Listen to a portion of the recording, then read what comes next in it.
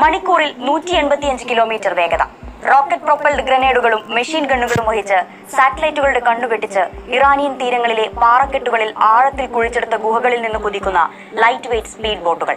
ഭീമൻ കപ്പലുകൾക്ക് നേരെ മിന്നലാക്രമണം നടത്തി അപ്രത്യക്ഷമാകുന്ന ഇറാന്റെ ഗറില്ല സേന. ഇസ്ലാമിക് റവല്യൂഷണറി ഗാർഡ് കോപ്സിന്റെ കാതലായ യുദ്ധതന്ത്രം. അമേരിക്കയുടെ നൈറ്റ്മെയർ. എന്താണ് ഹോർമുസ് കടലിടുക്കിൽ ശത്രുക്കളുടെ പേടി സ്വപ്നമായ ഇറാന്റെ മോസ്കിറ്റോ ഫ്ലീറ്റ് അഥവാ കൊതുക് കപ്പൽ പട? എങ്ങനെയാണ് ഈ ഹാർഡ് ടു ട്രാക്ക് ബോട്ടുകൾ ഹോർമുസിൽ പിടിമുറുക്കുന്നത്?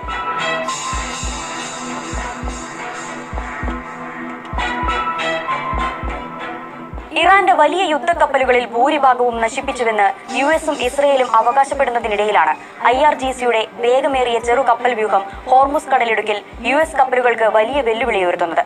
1979-ലെ ഇറാൻ